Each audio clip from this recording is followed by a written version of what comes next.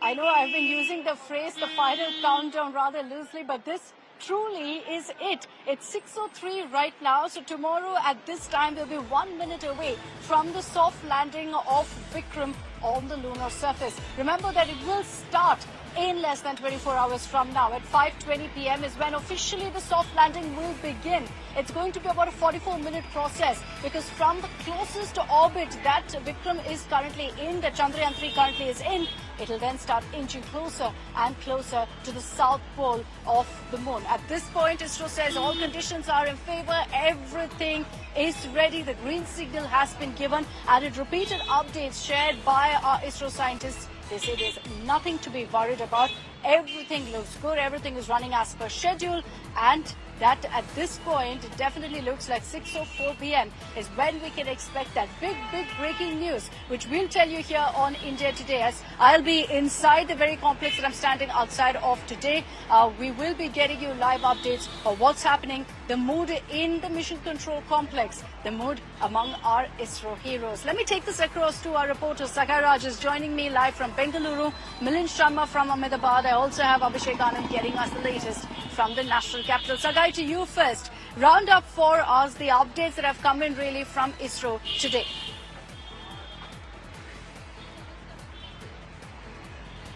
Absolutely, the entire Isro is excited, and they are quite confident that this time it will be a successful landing for lander Vikram. Remember, there are a lot of update which has been done. The software has been enhanced, the hardware has been enhanced. There were several the trial which was being done in the Isro's lab to find out that lander this time, and it lands safely, it is not going to crash. And after a successful trial, now they are quite confident that this time it will land without any kind of hassle. Remember, last time there was no special camera on the lander. This time you have a camera. The camera will capture the moon surface. It will find out whether there is any kind of craters or boulders on the surface, and it will try to land at a place where there is no hassle, there is no problem for the lander. And even the radius of the landing of the lander has been increased. Last time it was close to half a kilometer.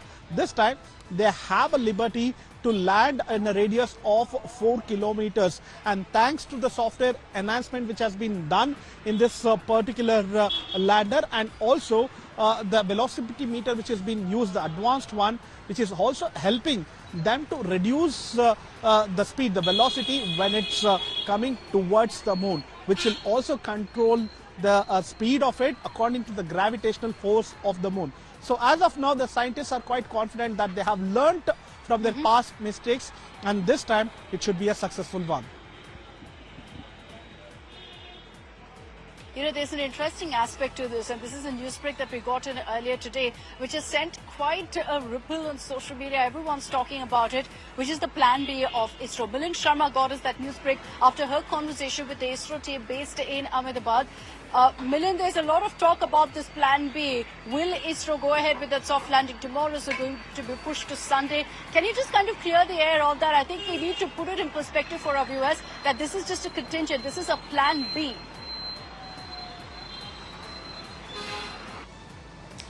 Definitely, Akshita. In fact, I'm so proud to, be bringing to you this report from just outside of Isro, Ahmedabad, wherein my colleague Sagai and you as well have been talking about the kind of technology upgrades that have been done for Vikram lander.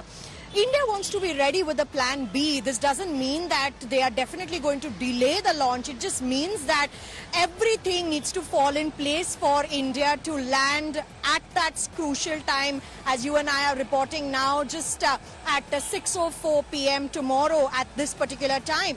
And for that, every situation needs to fall in place, whether it's the velocity, the speed reduction, the thrust, the propulsions, the kind of, systemic environment around the lander. Everything needs to be on point, and that would perhaps become the perfect soft landing. And of course, prayers and, jubilation within the Indian citizens as well for this. But the scientists are not leaving any stone unturned to be prepared and that is why the plan B has been programmed into the Vikram lander.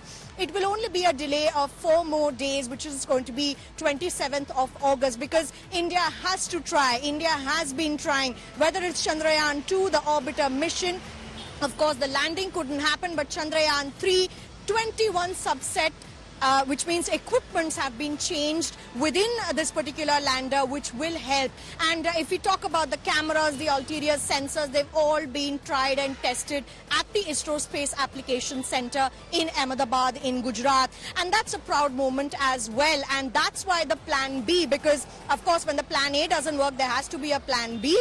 And fingers crossed for the plan A to work, which is the 23rd of August, when the lander will be 30 kilometers from the moon's surface. India could become, I would say, fingers crossed, once again, the first country to land on the southern polar region. Because at this point, ISRO is maintaining everything is going as per plan. Milind, thank you for getting us that update. My apologies for interrupting, but I just have to quickly bring in Abhishek Anand as well before we move on to our next report. Abhishek, the government also very closely tracking what's happening. I've been very, very amused to see all of the reactions coming in from the Aam Aadmi. Really, you've got prayers, you've got people rushing to religious sites to offer prayers. Many of them, putting out well wishes and wishes for our ISRO scientists. Well, Akshita, in Nehru Planetarium in Delhi, this is the situation right now. You can see there are multiple screens. You can see this is the one TV screen here. There are multiple screens and a live telecast will be shown here.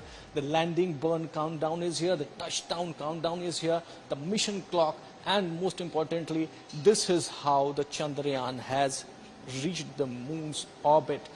These are the details which are being shown to the general public. Tomorrow there will be a huge crowd, so special preparations are here to handle such a huge crowd.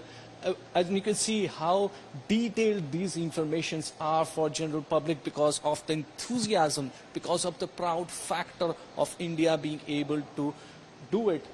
This is the orbit of the moon, and if I request my camera person to focus here, these are the details. These are the details of the Chandrayaan. The Chandrayaan is here on the aphelion, which is 134 kilometers. This is the orbit's farthest area when a spacecraft is actually orbiting the moon, and this is the perihelion, just only 25 kilometers on the southern side of the moon. I was at a similar planetarium here in Bengaluru as well, and you can see that all of them are taking steps to ensure that people, particularly students, youngsters, can visit these planetariums to get all the details. And like I said earlier as well in my broadcast, youngsters today are talking about landers and rovers, courtesy our ISRO scientists. Thanks very much, Abhishek. Thanks, Sagai, and to Milind for getting us all of those details. So lander Vikram at this point is just about 25 kilometers from the moon. I know that sounds extremely close, but remember it's an elliptical orbit. So the closest point is 25 kilometers. The farthest is about 135 kilometers. And it's going to be,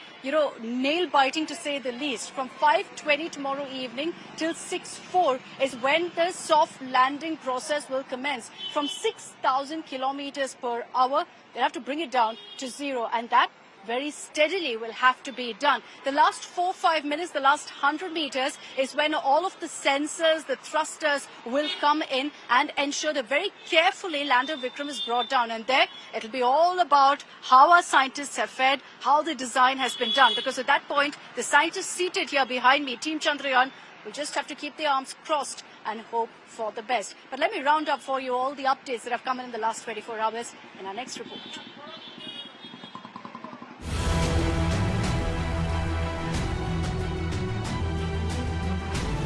India's moon mission is hours away from a historic climax. Chandrayaan's Vikram lander is approaching the moon rendezvous. Saying hello to Chandrama, snapping breathtaking images from close vicinity, showing moon in all its glory, with details of the unexplored far side, complete with billion-year-old craters. Indian Space Agency asserted that the mission is fully on track. The system is undergoing regular checks to ensure a smooth touchdown. It is almost similar to what we designed or developed for Chandrayaan 2, except for instead of orbiter now, because orbiter is anyway working fine and it is still useful and it is giving a lot of important data which will be utilized for Chandrayaan 3 landing also. So we decided that orbiter will be replaced by a propulsion module, which duty is to take it to the orbit of moon surface. ISRO is not taking any chances, especially after crash of the Russian moon mission. Keeping another landing site ready for Sunday touchdown if parameters aren't ideal on Wednesday. Former ISRO chief K. Sivan broke down the final maneuvers moments before the planned touchdown. I want to start by asking you about the lunar mission of the Russians, which crashed very unfortunately over the weekend without being able to land successfully. You know, given what has happened with the Lunar 25, which was Russia's first attempt to land a spacecraft off the moon and that ending in failure, you know, would that increase the levels of anxiety of the team in the Space Center of ISRO at this moment? Does that make you one extra level more anxious? No, it is not so. First of all, Luna mission failure and this one, they are not related. Luna actually that is have its own system, its own the sensor, thrusters, and it may have its own characteristics. But we have our own system, our own thruster, our own sensors, which it has been functioning very nicely and without any problem, and till now we are achieved what we want in a perfect way, and I am sure that this will repeat on 23rd also, so we will get a good landing, and we are not getting disturbed by the Luna 25 failure. They are not related, they are not a similar system, they are different system. Okay. So we are confident that we will be able to achieve without any problem. A billion cheers, prayers and wishes are meanwhile pouring in as India roots for Chandrayaan 3. एक बहुत बड़ा इतिहास भारत के सभी विशेषज्ञों ने, हमारे वैज्ञानिकों ने रचा है और प्रधानमंत्री जी के नेतृत्व में भारत नई ऊंचाइयां तो छू ही रहा था। भारत का तिरंगा केवल देश के अंदर नहीं लेकिन विश्व पटल पर अब हमारी यही कोशिश है कि वो तिरंगा चांद पे भी गाड़ के रखा जाए। Special pujas are being held in temples and namaz is being offered in mosques, all for Chandrayaan's success. The lander is expected to touch down on Moon's south polar region at 6:04 p.m. on Wednesday. We wish India a grand success in conquering the moon. With Akshita Nandagopal in Bengaluru and Milan Sharma in Ahmedabad, Bureau Report, India Today.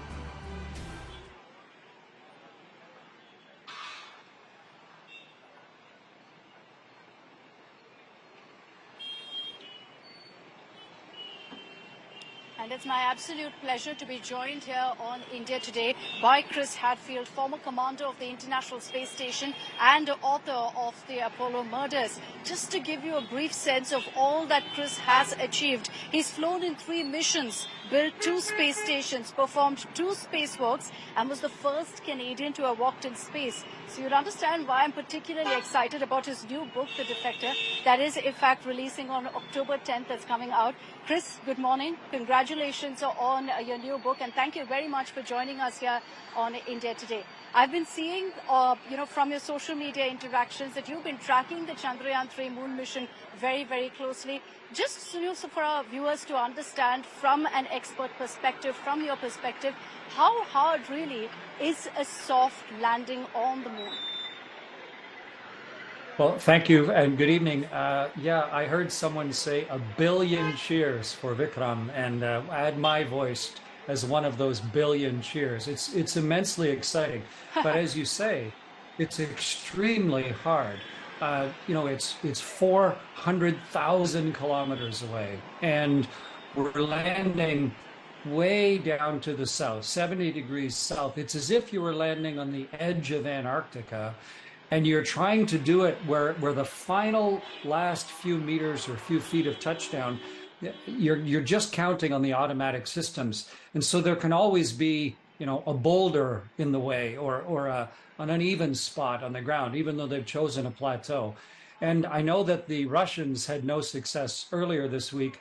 Remember, they've launched 27 missions to the moon, and they only landed 7 times, and the last one was a failure. So it's still exquisitely difficult. But with the tremendous experience gained in Chandrayaan 1, which helped discover water on the moon, in Chandrayaan 2, which has been mapping the moon ever since, and now with sort of the granddaughter of all of those, of Chandrayaan 3, I'm really optimistic and excited about the landing that's going to be happening just slightly under 24 hours from now. You know, I loved how you referred to Chandrayaan 3 as the granddaughter of these missions. It's so aptly put. I'm going to borrow that phrase also in the next 24 hours. You referred to Lunar 25, and the reason I talk about it right now, Chris, is look, Russia has attempted this, as you said, 27 times. They've got it right 7 times. Now, in the last 50 years or so, we've seen several such soft landings occur. It's 2023, and yet we haven't really been able to master it. Why is that? What makes it so unpredictable or so hard so many years on? Well, part of it is the nature of the moon itself. If you were going around the moon, the amount of gravity that you feel in different parts of the orbit changes. The moon is a lot more lumpy than the Earth is. It's got big, dense sections. And so that makes orbital prediction more difficult. It's hard to know exactly where you are. There's no GPS. So where exactly around the moon are you? How do you even figure that out? And even though we've taken lots of images from the orbiting vehicles of the plateau that Chandrayaan 3 and Vikram are going to land on, you still don't know the fine details. You know, imagine if you were trying to land a helicopter somewhere in India and you looked and looked and looked, but then just when you got close to the surface, you had to sort of close your eyes and then just descend the last 50 meters with your eyes closed. It's sort of that level of difficulty. And that's why the engineers at Isro have been working so hard since Chandrayaan 2 to improve all of the systems, to make the landing gear wider and more robust, to try and give extra layers of backup. And it is possible to land on the moon. 3 other nations have done it. And I think India is really poised right now to be the 4th nation in history to land on the moon. The scientific impact of that and the inspirational impact of that for young Indians right across the country. But it all comes down to that last descent and touchdown coming up within a day now.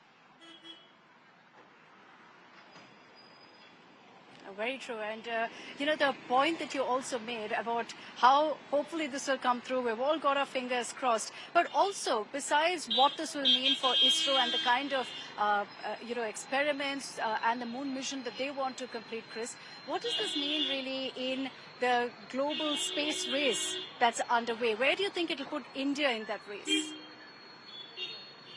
I work with several Indian companies. I help run an international technological incubator called the Creative Destruction Lab.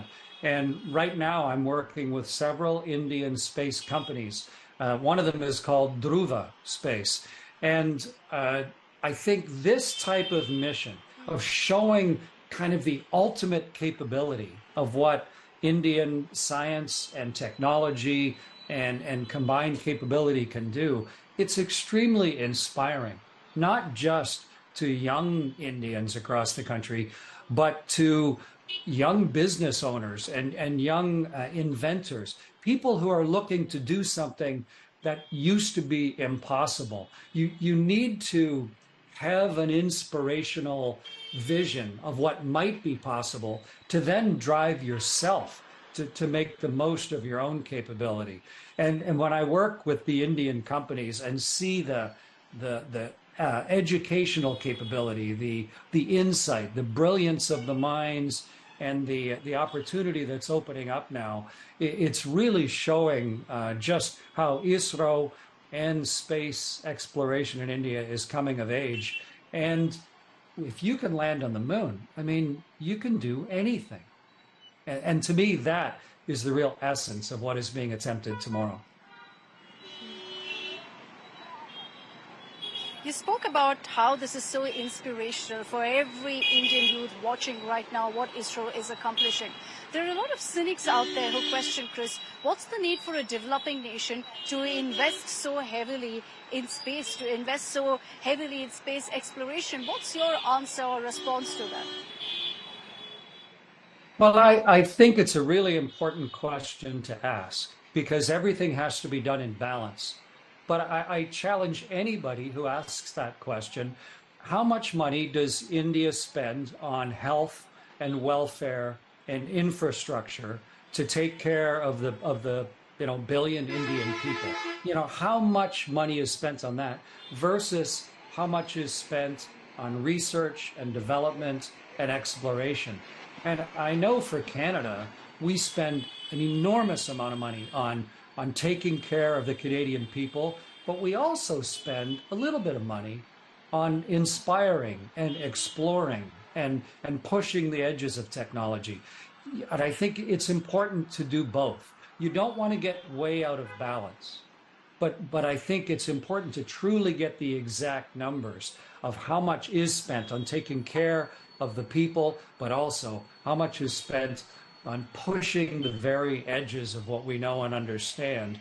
And when I was a little boy, it was because of the moon landings that I decided what I was going to do with my life. It's why I got multiple university degrees. It's why I challenged myself to become an astronaut and to eventually command a spaceship. And I'm Canadian.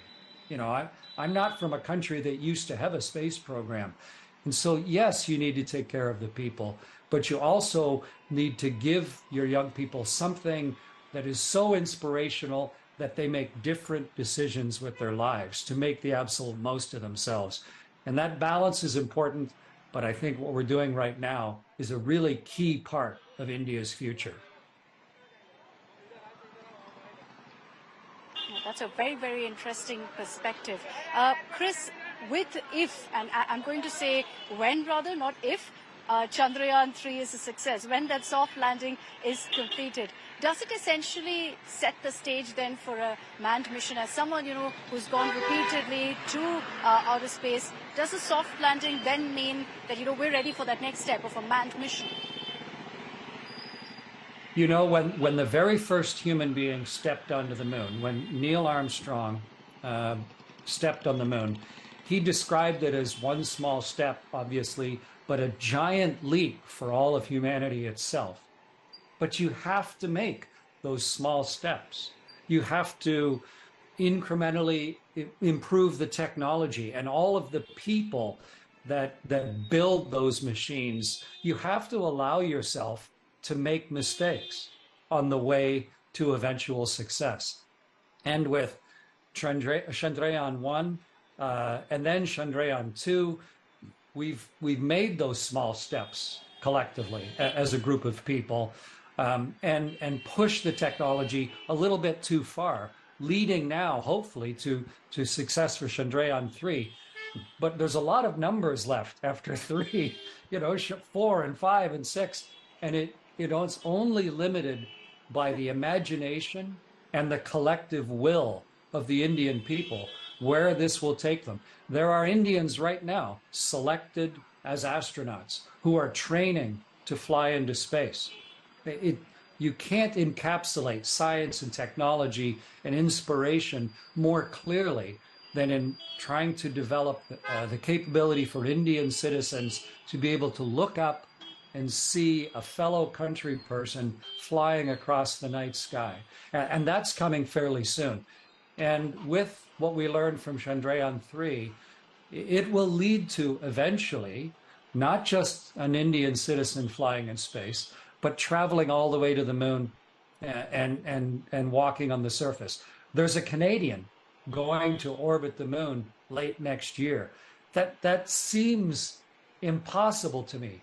And yet, because of the small steps, that's happening for my country. And because of these steps of missions like Chandrayaan 3, it's happening for India. You know, steps that you've taken has ensured this moment for your country largely. So I'm hoping that there'll be many Chris Hadfields for India also very soon. Chris, I will tell you this, that, you know, with all of this talk of Chandrayaan, of what Isro has accomplished, it's piqued a lot of interest among Indians about space. And you've been there so many times, a former commander of the International Space Station. This is a tough ask. But can you tell me one experience that truly stands out for you? When you think about your journey in space, when you think about your experience in space, what's that one moment that always comes to mind? Akshita, I was so lucky to spend about half a year in space. I went over India thousands and thousands of times, but I think my best moment when I was outside on my first spacewalk. We were south of Australia, sort of north of, in between Australia and Antarctica. And while I was outside on a spacewalk in the darkness, we went through the world's aurora, through the southern lights of the world.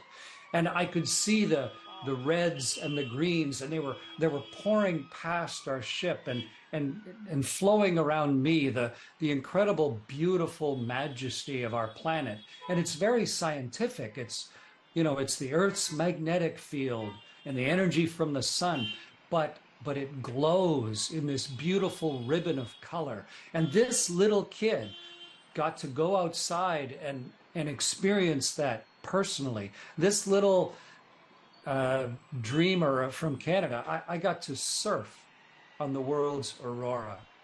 And of all the things I've done in my life, of all the myriad experiences, to be able to personally experience that as part of our first steps away from the world, it was profoundly moving and beautiful to see our world that way and to recognize where we are headed collectively. It's a memory that is seared into my brain, and one that I hope more and more people get to experience as our technology gets better and better. You know, you've described that so beautifully. I half wish that instead of a journalist, I chose to be an astronaut after this conversation. But thank you very much, Chris, for taking the time out and joining us here in India today. This was a beautiful conversation and so inspiring for all of us here.